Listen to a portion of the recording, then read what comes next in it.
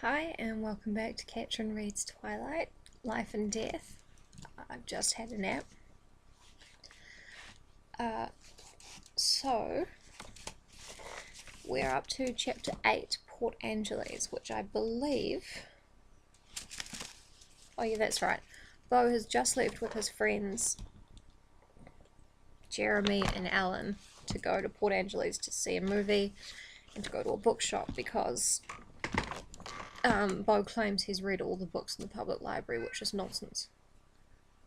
Fitzy? I don't care. He doesn't need to go outside, so he just come in. Hope you can't hear him. Chapter 8, Port Angeles. Jeremy drove faster than the chief. The chief is Beau's dad, Chief Swan. Jeremy drove faster than the chief, so we made it to Port Angeles by 4. Shut up! My poor boy. He's just doing this, so I'll let him back out again. Back in again, rather. Fitzy. Fitzy. Come here. Come here. Do you want to go out the window? I'm going to start this video again because this is... Oh, hell of it. I don't care. I'm going to let him out the window. Hold on a sec. Fitzy. You go out the window? No, you want to go out the door. Okay.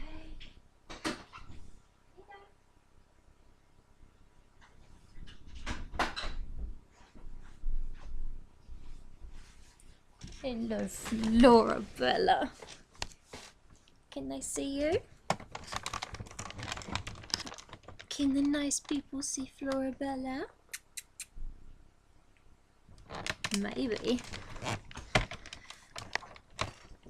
Okay. I'm not going to restart it because I know you guys like it. All my cats are special guests, so just arrange the laptop on my knee and we will continue.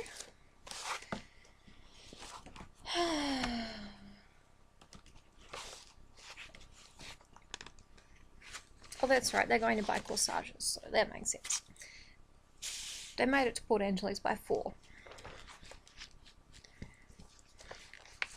He took us to the florist first, where the glossy woman behind the counter quickly upsold Alan from roses to orchids. Dumbass Alan. Alan made decisions fast, but it took Jeremy a lot longer to figure out what he wanted. The saleswoman made it sound like all the details would be really important to the girls, but I had a hard time believing anyone could care that much. Yeah, I agree with you, Beaufort. While Jeremy debated ribbon colours with the woman, Alan and I sat on a bench by the plate glass windows. Hey, Alan. He looked up, probably noticing the edge in my voice. Yeah? I tried to sound more like I was just randomly curious, like I didn't care what the answer was. Do the Cullens, like, miss school a lot? I mean, is that normal for them? I don't care about that answer. He didn't say the last bit. Alan looked over his shoulder through the window while he answered, and I was sure he was being nice. No doubt he could see how awkward I felt asking, despite how hard I was trying to play it cool. Yeah, when the weather's good, they go backpacking all the time. Even the doctor. They're all really into nature or something. He didn't ask one question, or make one snide comment about my obvious and pathetic crush. Alan was probably the nicest kid at Forks High School. Oh, I said, and let it drop.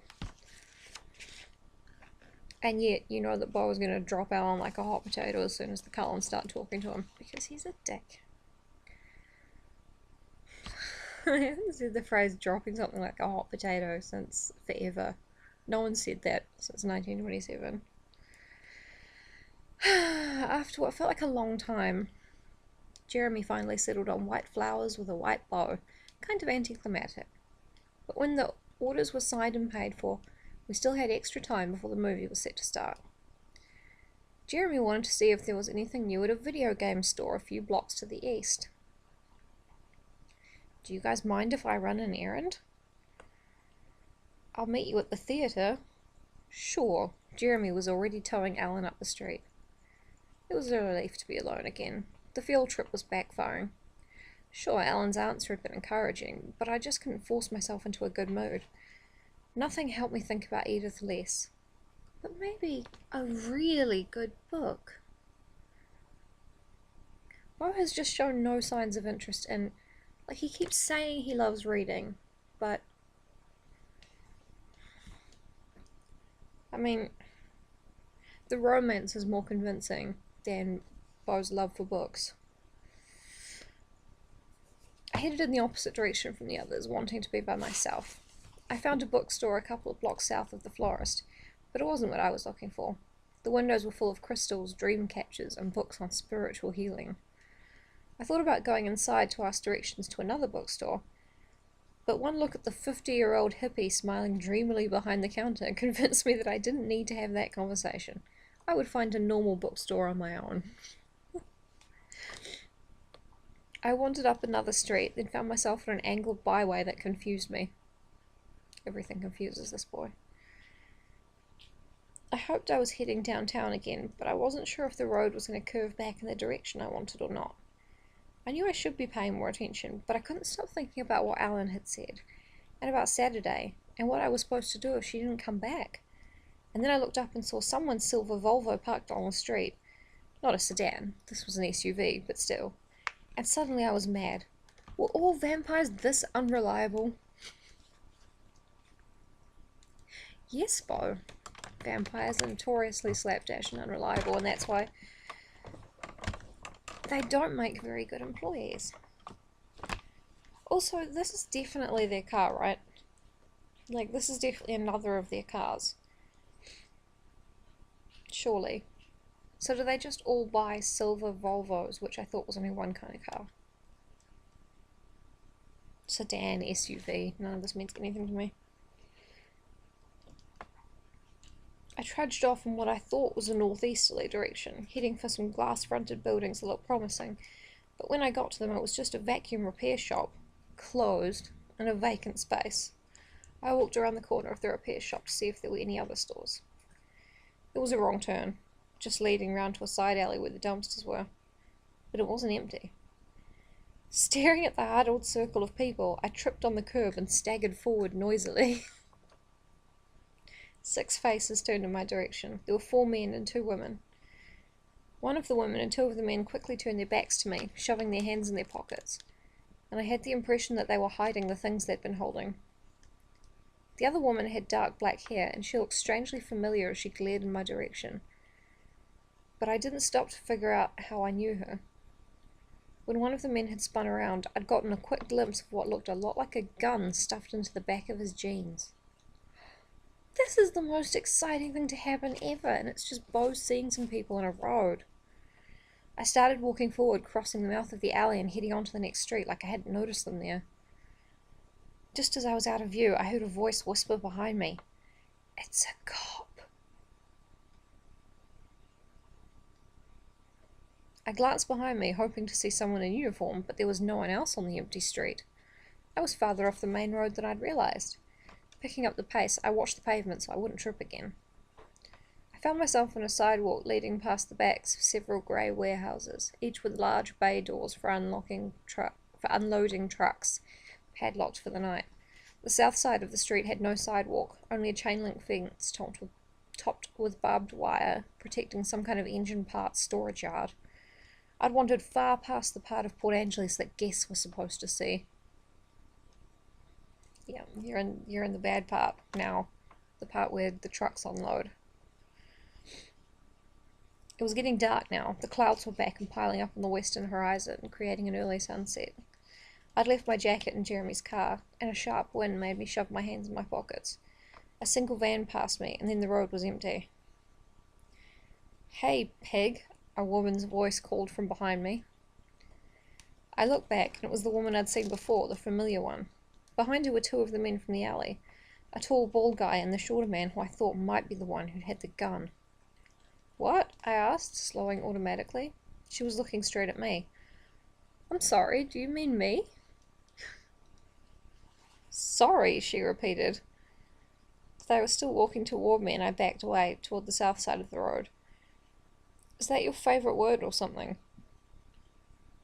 I'm sorry, I don't know what you're talking about. Oh, I do. She pursed her lips that were painted a dark, sticky red, and suddenly I knew where I'd seen her before. She was with that guy I'd knocked with my bag when I first arrived in Port Angeles. Madam, what are you doing? Flora?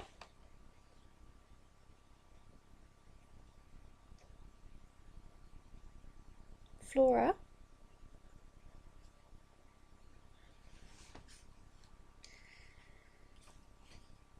I looked at the shorter guy, and sure enough I could see the tops of the tattoos on either side of his neck. Flora! Leave it alone. This is unendurable. I will not endure it. I'm gonna go murder the cat.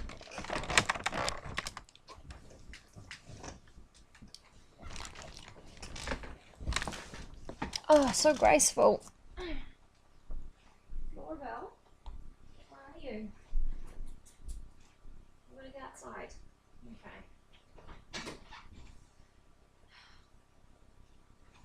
I feel like I've been outside all day. Are you alright, bunny?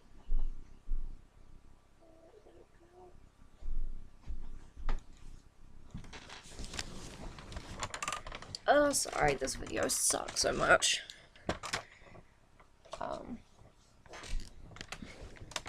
I'm hoping to get through the, I was going to say the boring parts, but the more boring parts, which have been just relentless. Okay, so these bad people, these baddies, think that Beaufort is somehow a cop, which is much less likely than Channing Tatum going undercover in a high school, because Beau is extremely stupid. The shorter guy with the tattoos on his neck, the baddie. Aren't you going to call for backup, officer? He asked. I had to glance behind myself again. It was just me. I think you've got the wrong guy. Sure we do, the woman said. And you didn't see anything back there either, did you? See anything? No. No, I didn't see anything. I'm just Beaufort. I'm an idiot. If I did see anything, I wouldn't understand what it was. He doesn't say that. Sorry.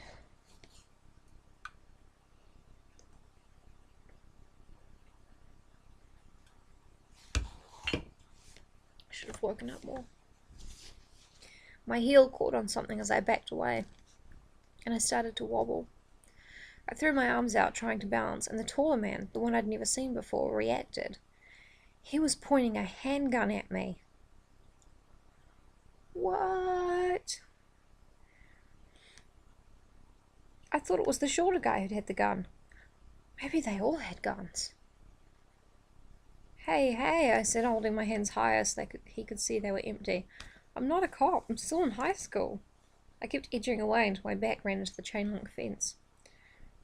You think I'm stupid? The woman asked. You think your plainclothes get-up fools me? I saw you with your cop partner, Vice. What? No, that was my dad, I said, and my voice broke. Do most cops hug their partners when they get off a plane? I don't know. Maybe. That'd be nice. She laughed. You're just a baby pig? Sure, okay. So that's cleared up. I'll be out of your way now. I started sliding along the fence. Stop. It was the bald man, still pointing the gun. I froze. What are you doing? The short guy said to him. His voice was low, but the street was very quiet, and I could hear him easily. I don't believe him, the tall man said. The woman smiled. How's that pirate song go? Dead men tell no tales. What? I croaked. No, look, that's not necessary. I'm not telling any tales. There's nothing to tell. That's right, she agreed. She looked up at the tall man and nodded. My wallet's right here in my pocket, I offered. There's not much in it, but you're welcome to it. I started to reach for my pocket, but that was the wrong move. The gun jumped up an inch. I put my hand in the air again.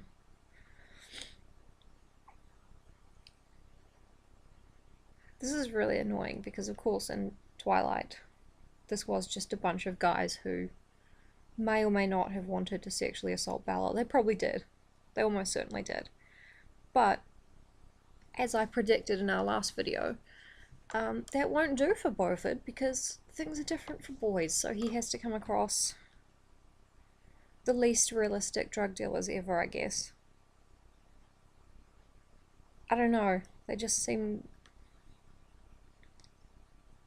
cartoonishly drug dealery. Like, who cares if a teenage kid... I'm trying to make sense out of this and it's just not happening, but I do want to be on record that I predicted this. Because Stephenie Meyer's views on gender are odd. Which we all knew, and that is why I bought the book. Okay, we need to keep this quiet, the short one cautioned, and he bent to grab a broken piece of pipe from the gutter. Put the gun away. As soon as the gun was down, I was going to bolt, and the bald guy seemed to know that. He hesitated while the tattooed one started toward me. Zigzag, that was what my dad had told me once. It was hard to hit a moving target, especially one that wasn't moving in a straight line. It would help if I weren't doomed to trip over something. Just once, let me be sure on my feet. I could do that once, right? Just once, when my life depended on it? How much would a non-fatal bullet wound hurt? Would I be able to keep running through the pain? I hoped so. I tried to unlock my knees. The man with the pipe was only a few paces away from me now. He's gonna get beaten to death with a pipe on an unrealistic grassy knoll. A shrill squeal froze him in place. We all stared up as the noise turned piercing. Headlights flew round the corner and then barreled right at me. The car was just inches from hitting the tattooed guy before he jumped out of the way. The chain-link fence rattled when he rammed into it. I turned to run, but the car unexpectedly fishtailed around, skidding to a stop with the passenger door flying open just a few feet from me. "Get in!" a furious voice hissed. "Get in." It probably didn't say, but should have, because guess who it is? I dove into the Volvo's dark interior. Not even... That's actually quite funny, and it's a little bit rude. I'm trying to find interest where I can here. I dove into the Volvo's dark interior, not even questioning how she'd come to be here, relief and new panic swamping me at the same time. What if she got hurt? I yanked the door shut behind me while I shouted, "Drive, Edith, get out of here, he's got a gun!" But the car didn't move. She's a fucking vampire. "Keep your head down," she ordered, and I heard the driver's side door open. I reached out blindly toward the sound of her voice, and my hand caught her slim, cold arm. She froze when I touched her. There was no give, though my fingers wrapped tight around the leather of her jacket. "What are you doing?" I demanded. "Drive!" My eyes were adjusting, and I could just make out her eyes in the reflected glow of the headlights. First they looked at my hand gripping her arm. Then they narrowed and glared up the windshield towards where the man and the woman must be watching and evaluating. They could shoot at any second. "Give me just a minute here, Beau." I could tell her teeth were clenched together. "Give me just a minute here, Beau. I'm gonna eat them all with my vampire teeth." She doesn't say that last bit. I knew she would have no problem breaking free of my grasp, but she seemed to be waiting for me to let her go. That wasn't going to happen. "If you go out there, I'm going with you," I said quietly, as an idiot might, as I had already decided that Edith was a vampire. "I'm not letting you get shot."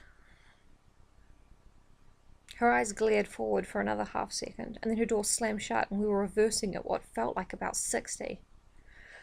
"Fine," she huffed.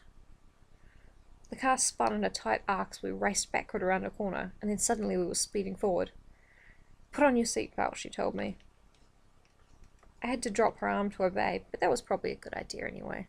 It wasn't exactly a normal thing, holding on to a girl like that. Still, I was sad to let go. The snap as the belt connected was loud in the darkness. And even this is boring. I mean, this is the most action we've had since the van incident, and it's still boring. Like, this is really taking talent. Anti-talent. She took a sharp left, then blew through several stop signs without a pause. But I felt oddly at ease, and totally unconcerned about where we were going. I stared at her face, lit only by the dim dashboard lights, and felt a profound relief that went beyond my lucky escape. She was here. She was real. Oh. It took me a few minutes of staring at her perfect face to realize more than that. To realize that she looked super, super pissed. It's Edith.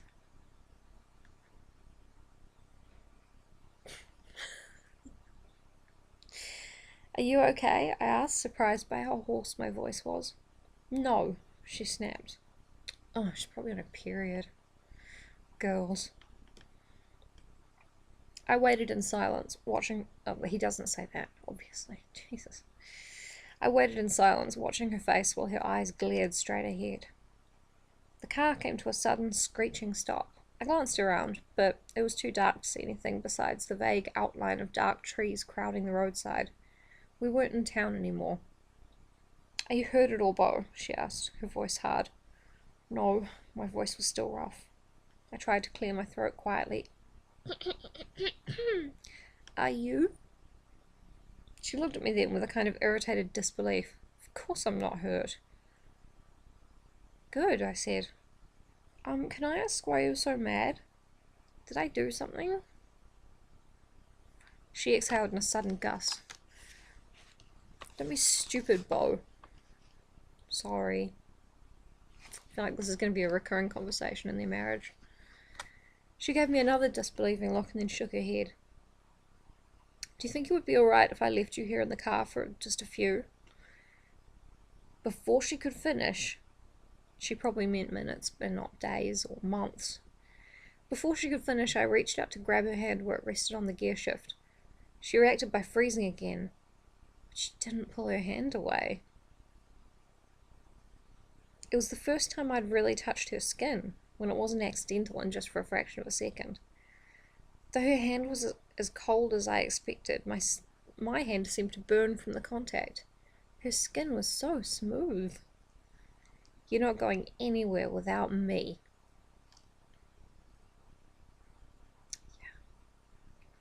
She glared at me, and like before, it was as if she were waiting for me to let go instead of just yanking free like she could easily have done.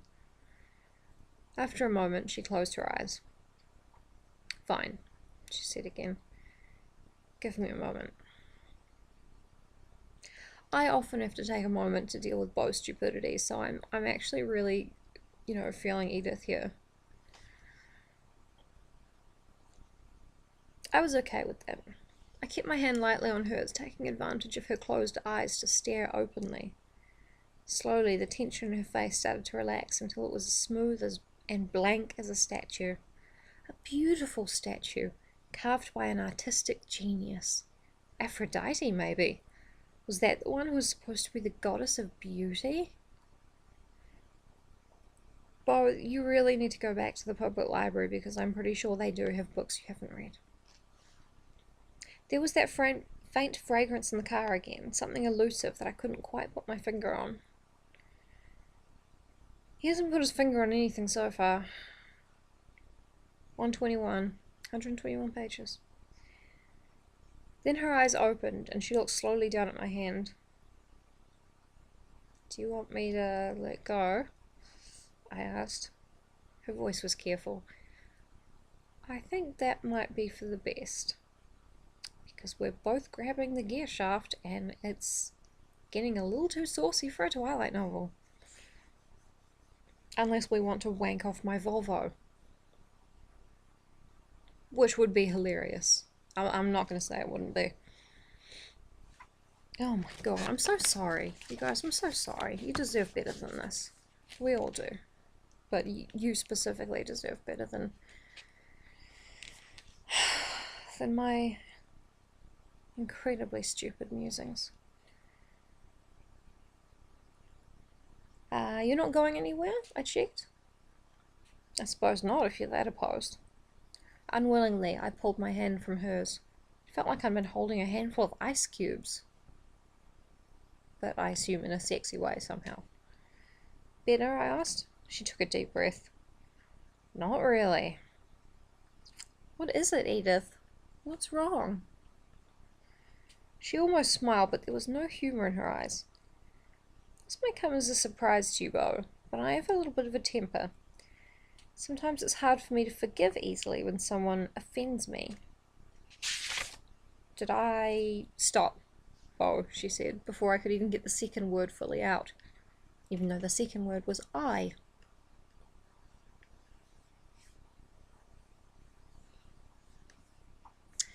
Stop, Beau, I'm not talking about you. She looked up at me with her eyes wide. Do you realize that they were serious? They were actually going to kill you?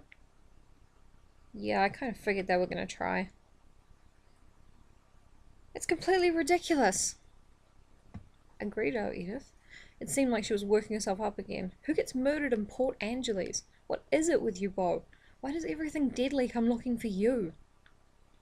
Because I'm wishing it on him. I blinked. I have no answer for that. She tilted her head to one side and pursed her lips, exhaling through her nose.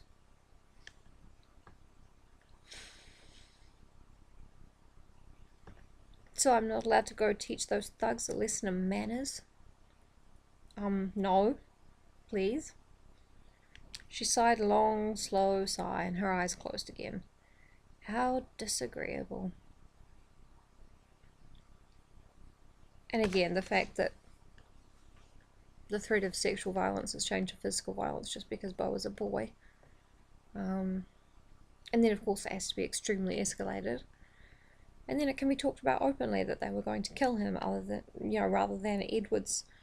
I can't remember how he put it, but he said something about how the things those guys were thinking, it was so fucked up, It's like, dude, you can say stuff, Bella is a person. I'm just rambling. You deserve better. Excuse me.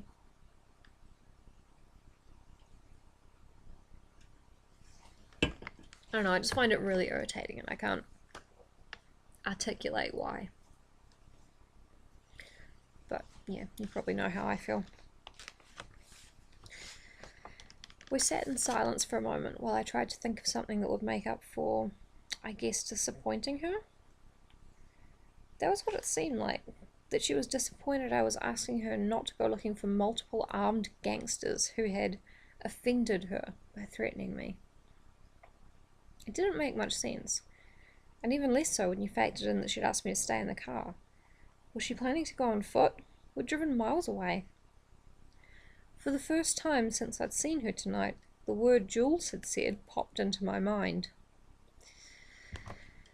It's like my dad says to me, you catch on quick for a thick bitch. Except,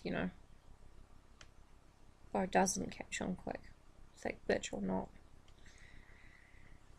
Her eyes opened at the same moment, and I wondered if she'd somehow known what I was thinking, but she just looked at the clock and sighed again. Your friends must be worried about you, she said. It was past 6:30. I was sure she was right. Without another word, she started the engine and spun the car around. Then we were speeding back toward town. We were under the streetlights in no time at all, still going too fast, weaving easily through the cars, slowly cruising the boardwalk. She parallel parked against the curb in a space I would have thought much too small for the Volvo, but she slid in with one try. I'm trying so desperately to find anything remotely sexy in this book. And Edith getting a parking spot is up there, actually. It's right up there. I looked out the window to see the theatre's brightly lit marquee. Jeremy and Alan were just leaving, pacing away from us. How did you know where I started? Well, then I just shook my head.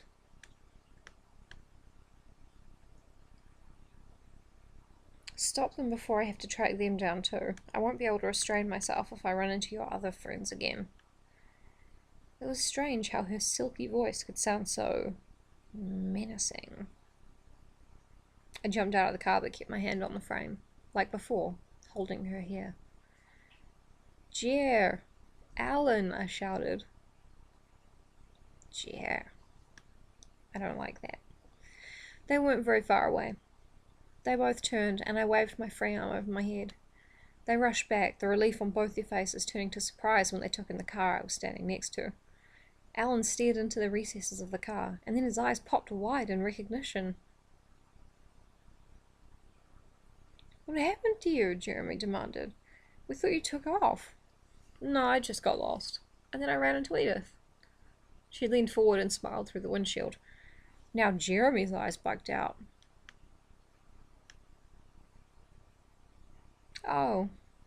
Hi, Edith, Alan said. She waved at him with 2 fingers, and he swallowed loudly.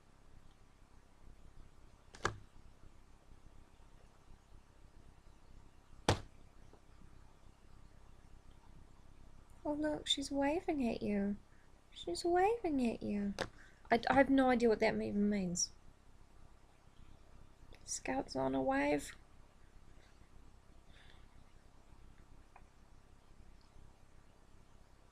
Hey, Jeremy said in her direction. Then he stared at me. I must have looked odd, my one hand locked on the frame of the open door, but I wasn't letting go. So the movie's already started, I think. Sorry about that, I said. He checked his watch. It's probably still just running previews. Did you... He eyed my hand on the car. Still want to come? I think Bo really does. I'm trying to find my own fun in this.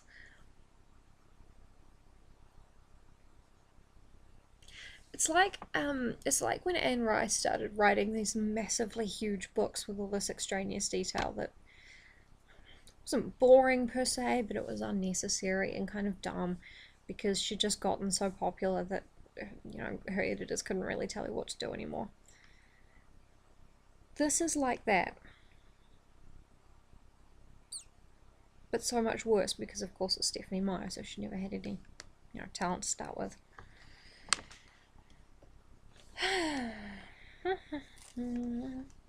I hesitated, glancing at Edith. Would you like to come, Edith? Alan asked politely, though he had a little trouble getting her name out. Edith opened her door and stepped out, shaking her long hair back from her face.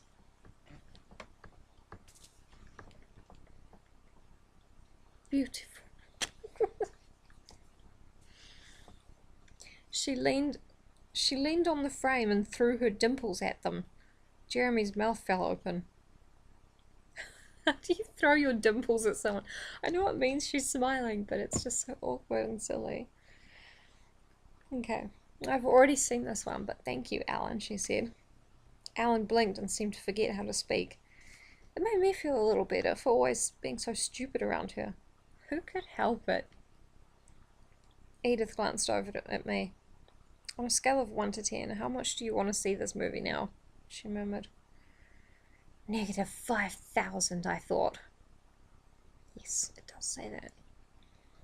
Not that much, I whispered back. She smiled directly at Jeremy now. Will it ruin your night if I make Bo take me to dinner? Okay, Edith's from the olden days. But, you can take a boy to dinner. You can. I've done it. And it wasn't dinner, it was drinks. And I paid for them all. And it made me feel kind of predatory. But, you know, at least it was... I'm sorry, I'm just going to carry on. Jeremy just shook his head. He hadn't remembered how to close his mouth yet. Thanks, she told him, dimpling again. I'll give Bo a ride home. She slipped back inside. Get in the car, Bo, she said. Wow, so she's already being charming to his friends, but being a bitch when they're alone. Cycle of abuse has begun, I guess. Alan and Jeremy stared. I shrugged quickly and then ducked into the passenger seat. The hell? I heard Jeremy breathe as I slammed my door. Like, good point though. This chick really is so amazing and smart and looks like a supermodel and everything. What does she want with Beaufort? I didn't get another look at their reactions. She was already racing away. Do you really want dinner? I asked her. She looked at me questioningly. Was she thinking what I was thinking? That I'd never actually seen her eat anything? I thought he'd decided that she was a vampire already, but he seems to be sort of flip-flopping.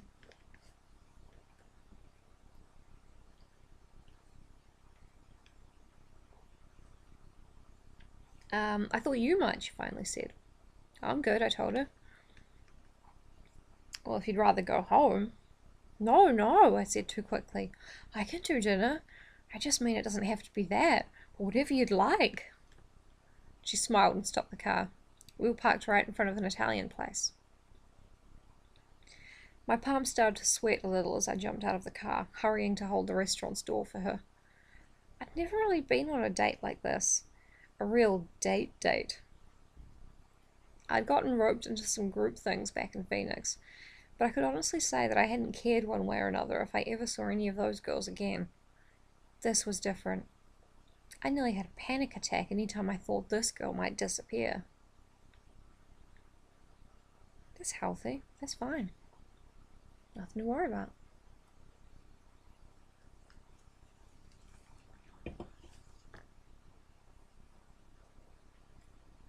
She smiled at me as she walked past, and my heart did this weird double beat thing. Oh, Beaufort's first crush. And it's the wrongest one in the whole world. The restaurant wasn't crowded. This was the off-season in Port Angeles. The host was a meticulously groomed guy a few years older than me, about my height, but thicker through the shoulders. His eyes did the same thing that Alan's and Jeremy's had, bugging out for a second before he got control of his expression. Then it was his smarmiest smile and a goofy deep bow, all for her. I was pretty sure he didn't even know I was standing there next to her. He knew. He was like, oh my god. There's an idiot here. I'm going to have to cut up a spaghetti for him. Put him in the big adult-sized high chair. One assumes. What can I do for you? He asked as he straightened up, still looking only at her. A table for two, please. For the first time, he seemed to realize I was there. The look he gave me was quick and dismissive.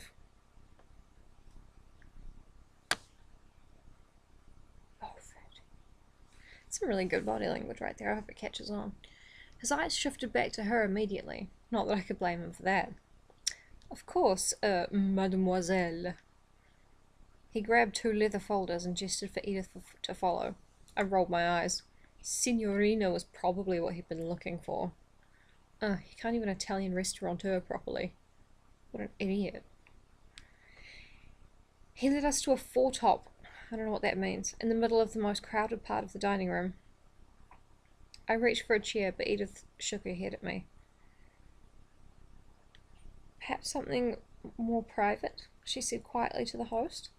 It looked like she brushed the top of his hand with her fingers, which I already knew was unlike her. She didn't touch people if she could help it.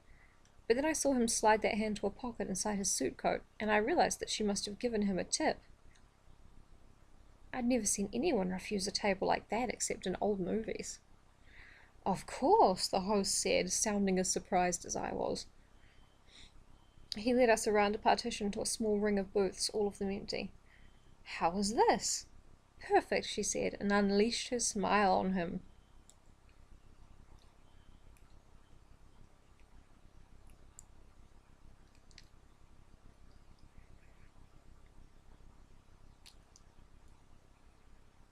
she throw her dimples too? This is important. Sorry, my teeth are crookedy, by the way.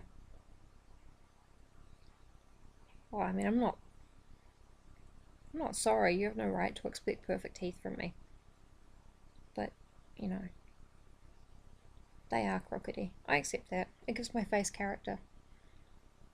And it's going to make my skull more identifiable if, you know, someone finds it in the woods. So, I mean, there really aren't any downsides. Like a deer in headlights, the host froze for a long second, and then he slowly turned and staggered back toward the main floor, our menu still in the crook of his arm. Wow, that guy just came in his pants. It doesn't say that. Edith slid into one side of the closest booth, sitting close to the edge so that my only option was to sit facing her with the length of the table between us. After a second of hesitation, I sat too. Something thudded a couple of times on the other side of the partition, like the sound of someone tripping over his own feet and then recovering. It was a sound I was familiar with. That wasn't very nice. She stared at me, surprised. What do you mean? Whatever that thing you do is, with the dimples and the hypnotizing or whatever, that guy could hurt himself trying to get back to the door. She half smiled. I do a thing? Like, you don't know the effect you have on people. I suppose I can think of a few effects. Her expression went dark for a tiny second, but then it cleared and she smiled. But no one's ever accused me of hypnotism by dimples before. Do you think other people get their way so easily? She tilted her head to the side, ignoring my question. Does it work on you? This thing you think I do? I sighed. Every time. And then our server arrived with an expectant expression, which quickly shifted to awe. Whatever the host had told him, it had been an understatement. Hello, he said, surprise making his voice monotone as he mechanically recited his lines. My name is Sal, and I'll be taking care of you tonight. What would you like to drink? Like the host, his eyes never strayed from her face. Bo, she prompted. A Coke? I might as well not have spoken at all. The waiter just kept staring at Edith. She flashed a grin at me before turning to him. 2 Cokes, she told him. And almost like an experiment, she smiled a wide, dimpled smile right into his face. I'm guessing she crooked his head and smiled right into his face. He actually wobbled like he was going to keel over. She pressed her lips together, trying not to laugh. The waiter shook his head and blinked, trying to reorient. Whoa! A Tex Avery wolf. Swinging stars around his head. I watched sympathetically. I knew just how he felt. And a menu? She added, when he didn't move. Yes, of course, I'll be right back with that. Hey, she says monotone. He was still shaking his head as he walked out of sight. You've seriously never noticed that before? I asked her. It's been a while since I cared what anyone thought about me, she said. And I usually don't smile so much. Probably safer that way, for everyone. Everyone but you. Should we talk about what happened tonight? Huh? He's forgotten. Oh.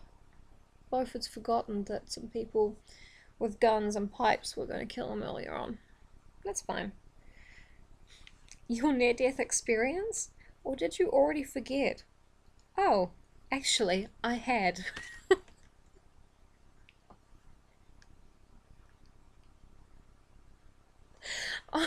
Oh, Bo.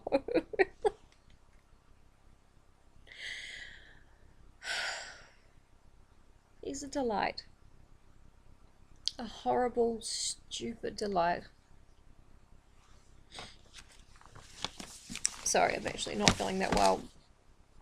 I'm just going to take a break to plug my new sponsors, Maybelline Baby Lips Candy Wow Cherry Flavor. They're not sponsoring me in any, monetary way yet. But I'm sure it's only a matter of time. It's a lip balm. It's quite nice. And it smells like cherries, which is my favourite kind of lip balm and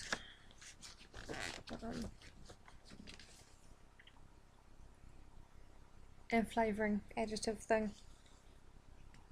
I'm such a goblin that when I'm fixing my lipstick, I'll just wipe my hand on my hair. If I ever go blonde again, it's going to be quite embarrassing. Okay. Oh, okay, here we go. Bo's forgotten his near-death experience. She frowned. How do you feel? What do you mean? I hope she didn't turn on the hypnotist eyes to make me tell the truth, because what I felt right now was euphoria. She was right here with me, on purpose. I'd gotten to touch her hand, and I probably had a few hours ahead to spend with her too, since she'd promised to drive me home. I'd never felt so happy and so off balance at the same time. I have. It was when I accidentally drank too much Robitussin and went robo-tripping. I don't know if that was happiness, really. Definitely off balance. Are you cold, dizzy, sick? The way she listed the words reminded me of a doctor's exam. And I didn't feel cold or sick, or dizzy in the medical way. Should I? She laughed. I'm wondering if you're going to go into shock, she admitted. I've seen it happen with less provocation. Oh, no, I think I'm fine, thanks. Honestly, almost being murdered was not the most interesting thing that had happened to me tonight, and I hadn't really thought much about it.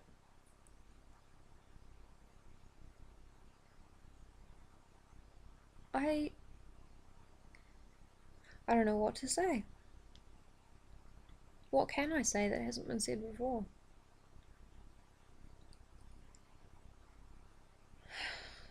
Just the same, I'll feel better when you have some food in you. On cue, the waiter appeared with our drinks and a basket of breadsticks. He stood with his back to me while he placed them on the table, then handed Edith a menu. Done with her experiments, she didn't so much as look at him this time. Bitch, they could be polite. She just pushed the menu across the table to me. He cleared his throat nervously. There are a few specials. We have a mushroom ravioli and... I assume he's still in his monotone. Sounds great, I interrupted. I didn't care what I got. Food was the last thing on my mind. I'll have that. I spoke a little louder than necessary, but I wasn't sure he really knew I was sitting there. He finally threw a surprised glance my way, and then his attention was back to her. And for you? That's all we need. Thank you. Of course. He waited for a second, hoping for another smile, I thought. A glutton for punishment. When Edith kept her eyes on me, he gave up and walked away. Drink, Edith said. It sounded like an order.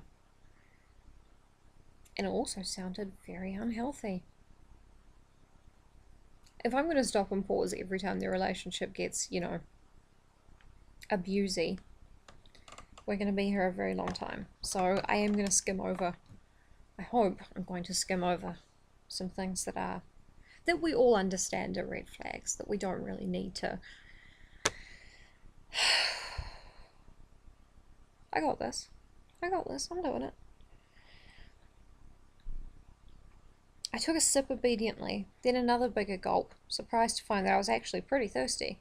I'd sucked down the entire glass before I knew it, and she slid her glass toward me.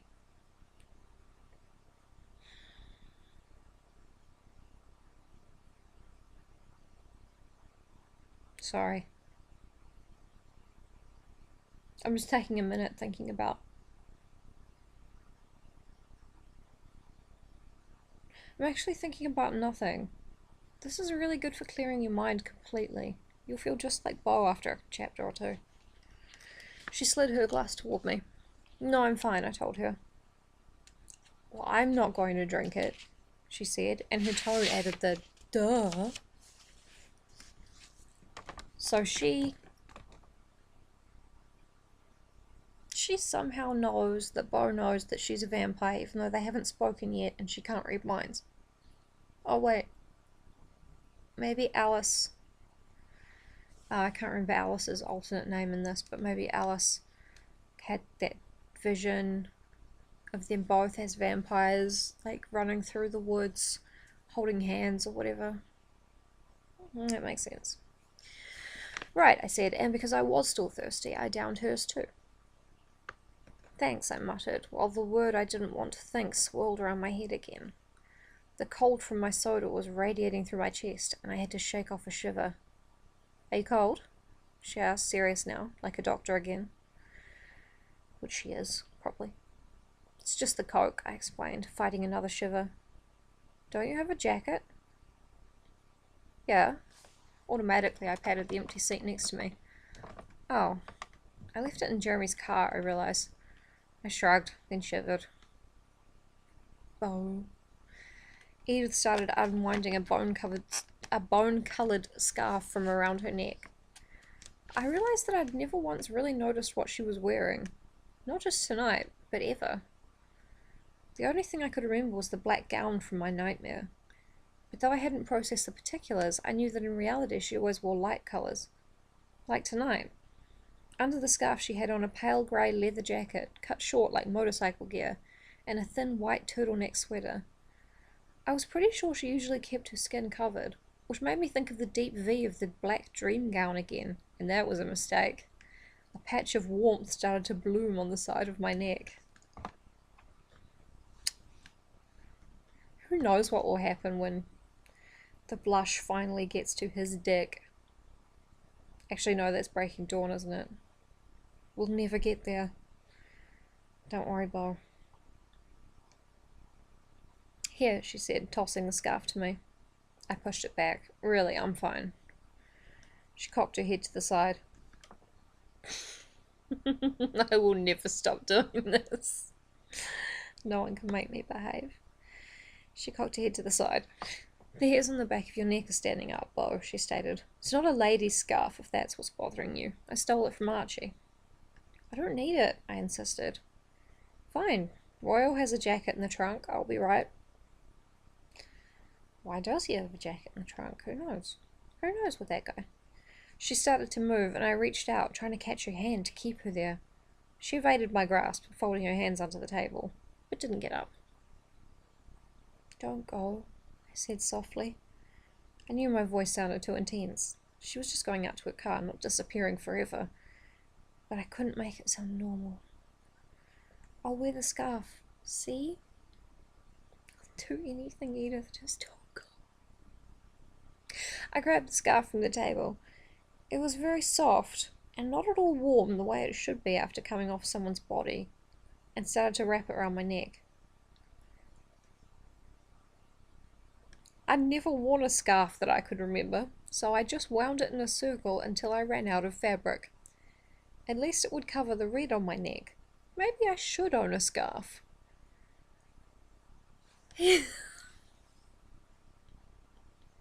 I mean, I'm sure it's possible to live somewhere where you've never worn a scarf.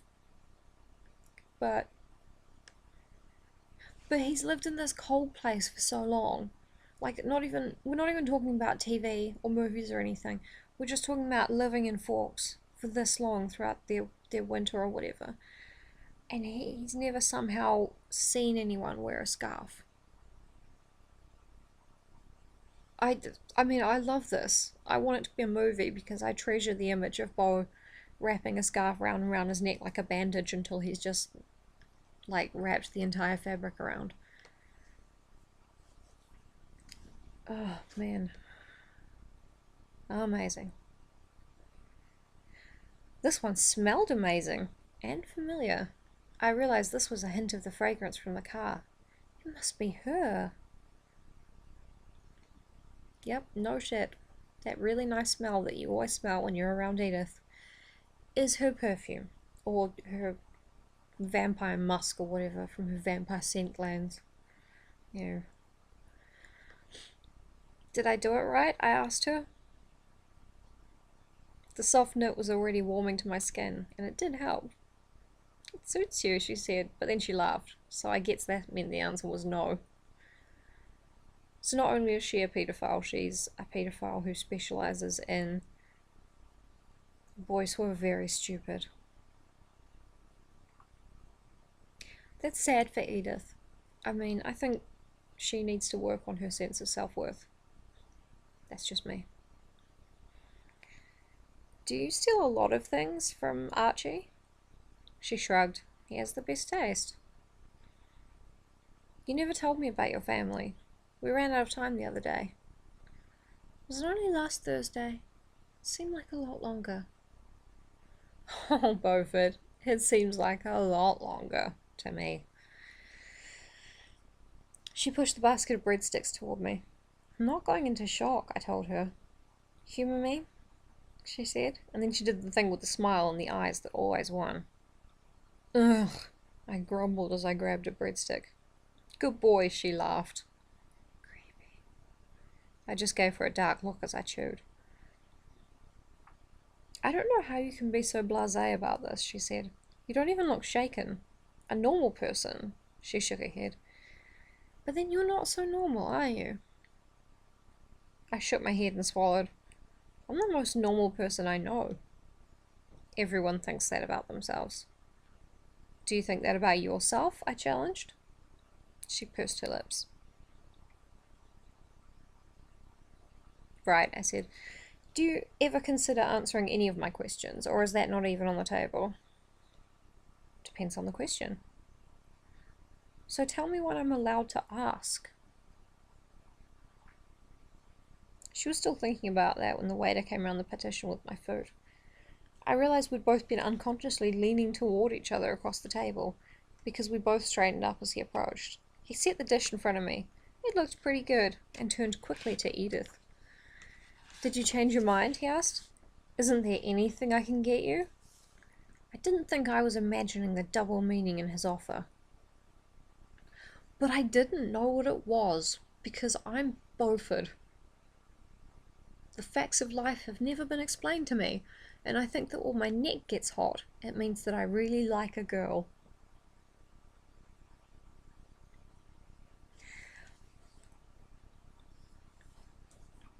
I mean, I don't expect her to go into anatomical detail, but I mean, this is just sort of charmingly naive. Some more soda would be nice, she said, gesturing to the empty glasses without looking away from me. You can at least look at your waiter. Like, that's just politeness. You're from the olden days, Edith, although she is from the olden days, so maybe she thinks that waiters are like scum that are beneath her. Maybe this is a class thing. Oh, Edith. The waiter stared at me now, and I could tell he was wondering why someone like Edith would be looking at someone like me that way. Well, it was a mystery to me too. He grabbed the glasses and stalked off. I imagine you have a lot of questions for me, Edith murmured. Just a couple thousand, I said. I'm sure. Can I ask you one first? Was that unfair? Did that mean she was going to answer mine? I nodded eagerly. What do you want to know? She stared down at the table now, her eyes hidden under her black lashes.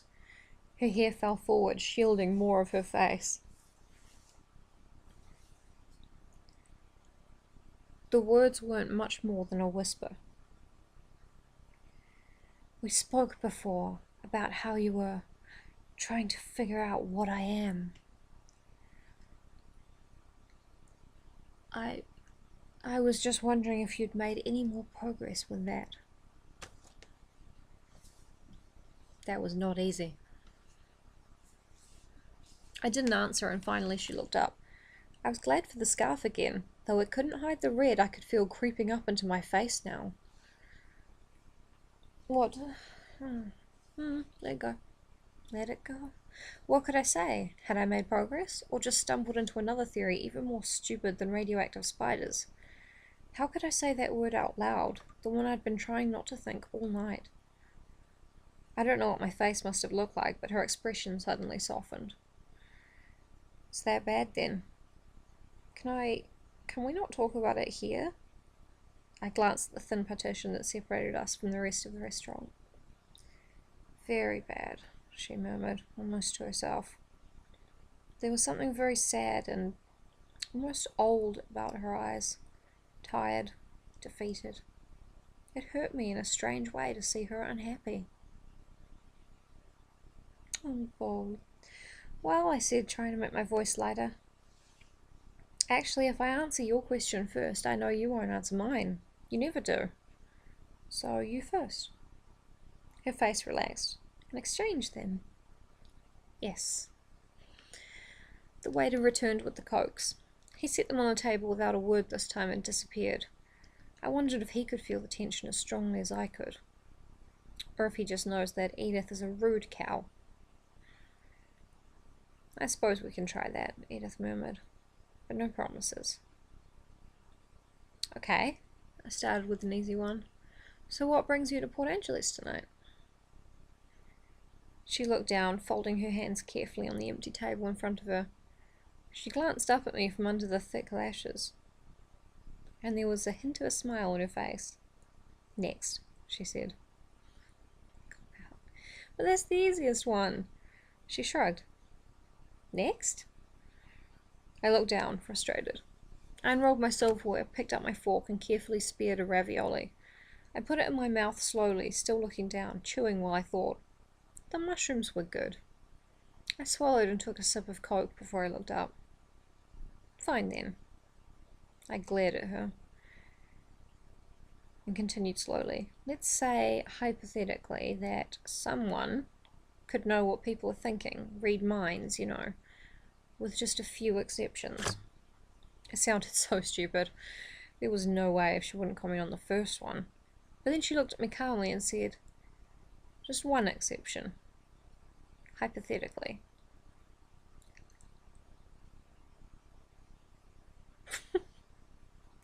My sister hates it when I do that to her in real life. I think she hates it. I don't know.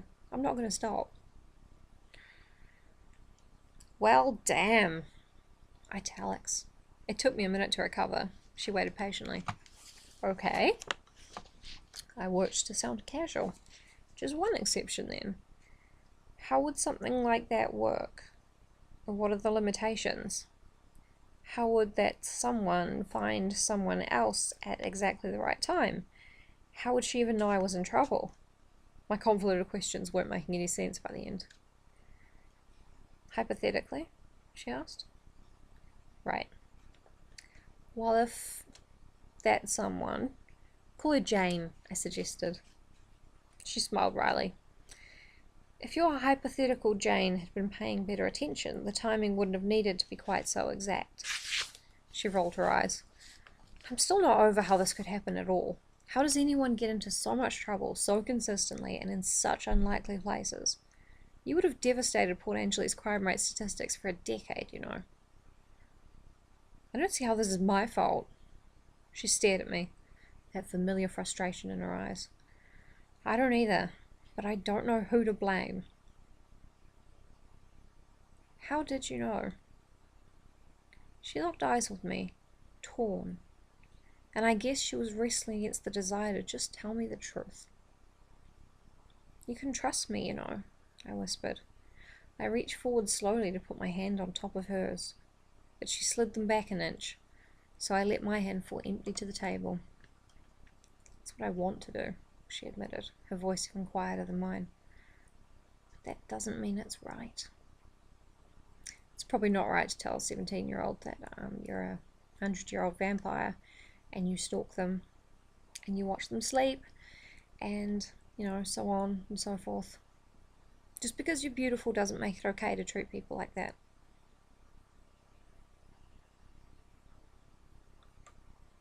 Unless you're me. I think we've established that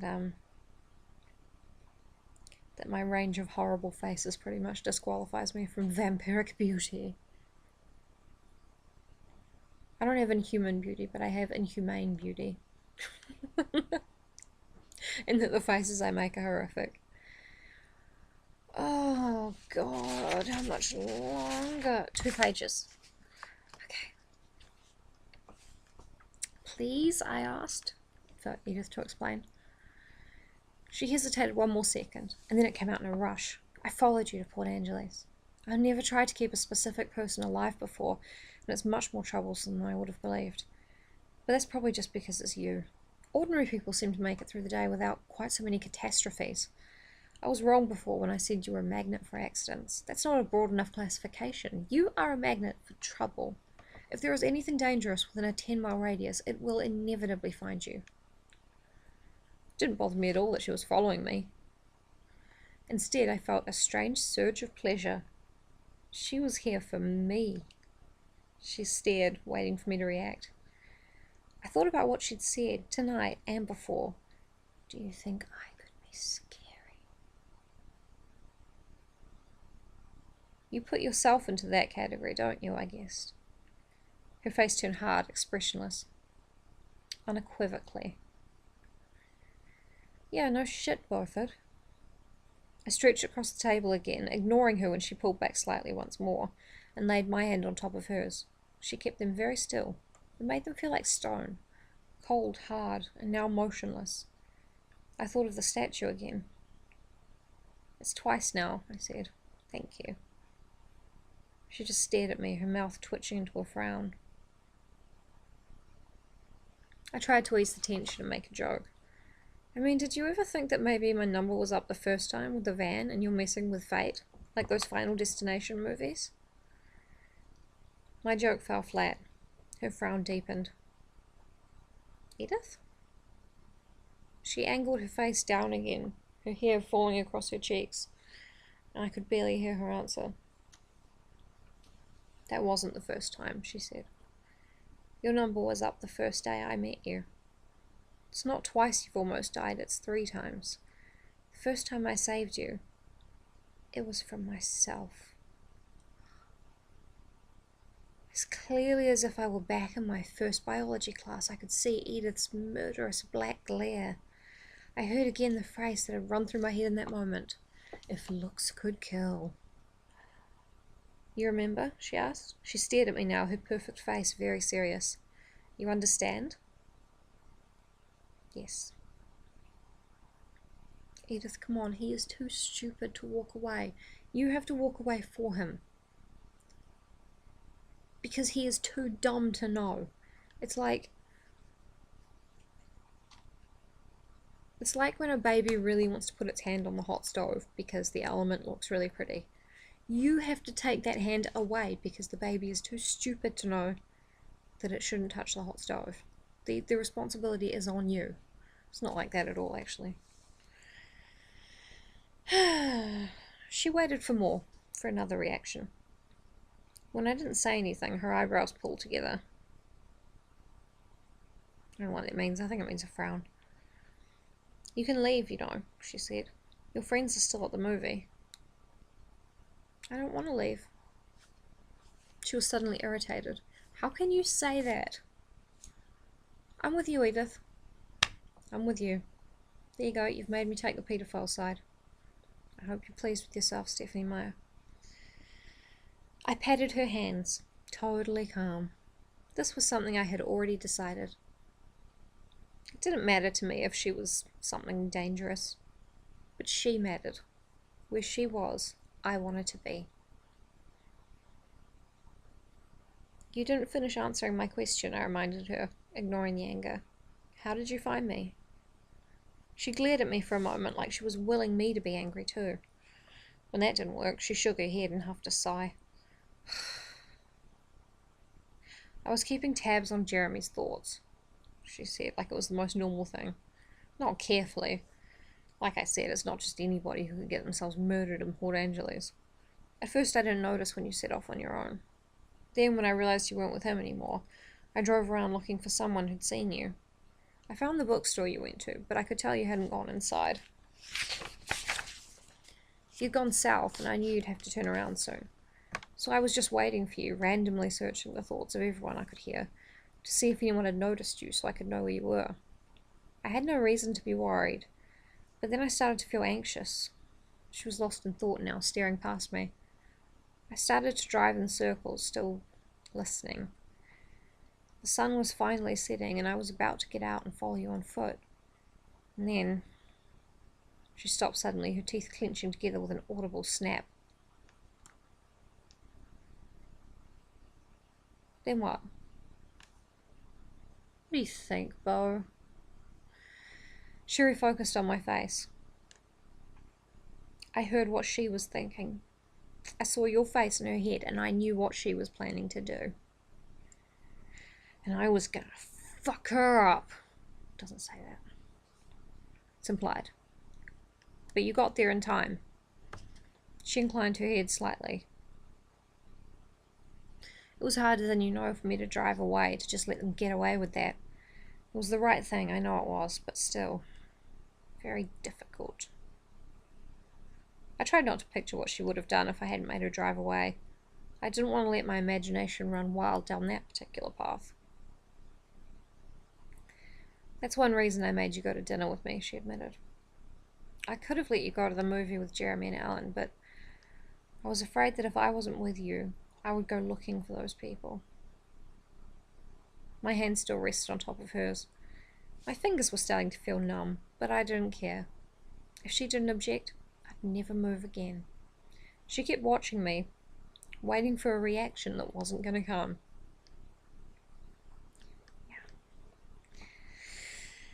I knew she was trying to warn me off with all this honesty, but she was wasting the effort. She took a deep breath. Are you going to eat anything else? She asked. I blinked at my food. No, I'm good. Do you want to go home now? I paused. I'm not in any hurry. She frowned like my answer bothered her. Can I have my hands back now? She asked. I snatched my hand away. Sorry. She shot me a glance while she pulled something from her pocket. Is it possible to go 15 minutes without an unnecessary apology? She's a bitch about everything. My God. If it was unnecessary for me to apologize for touching her, did that mean she liked it? Or just wasn't actually offended by it? Probably not, I admitted.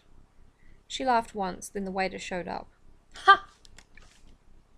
That's what happens when you laugh once. I'm sorry, I didn't write it.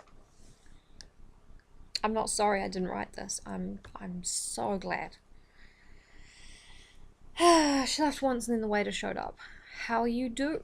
He started to ask. She cut him off. We're finished, thank you very much. That ought to cover it. No change, thanks. Politeness costs nothing, Edith. She was already out of her seat. I fumbled for my wallet. Let me. You didn't even get anything. My treat, Bo. But this is real. Try not to get caught up in antiquated gender roles.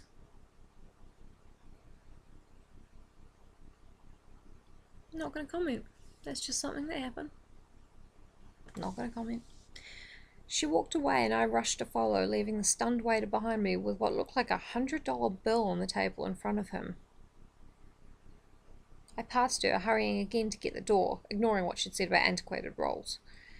I knew she was faster than I could probably imagine, but the half-filled room of watching people forced her to act like she was one of them. She gave me a strange look when I held the door open, like she was kind of touched by the gesture, but also annoyed by it at the same time. Yeah, I'm with her there as well. I decided to overlook the annoyed part, and I scrambled past her to hold the car door, too. It opened easily. She'd never locked it. Her expression was more amused than anything at this point, so I took that as a good sign. My dad always waits for us to walk through the door first.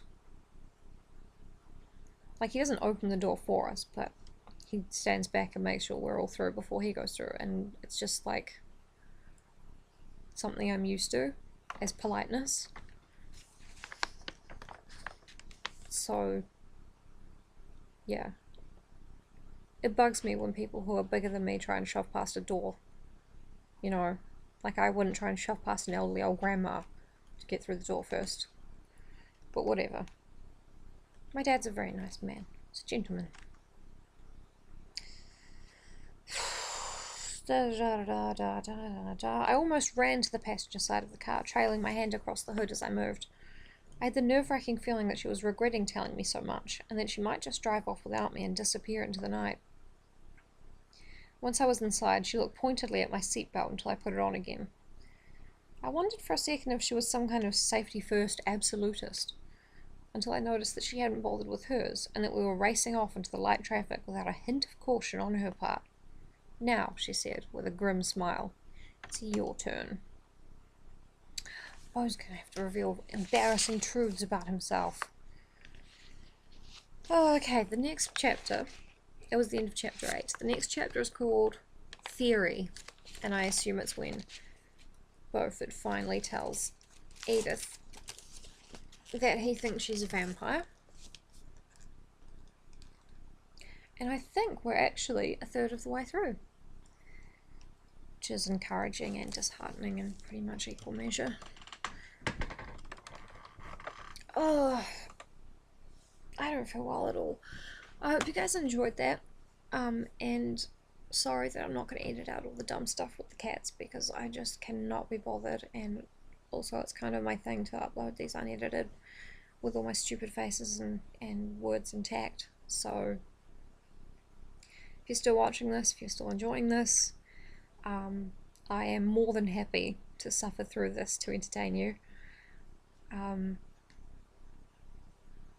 But I feel like at the end of it I will deserve some kind of monetary compensation to go on a relaxing holiday where they can wipe my memory of everything.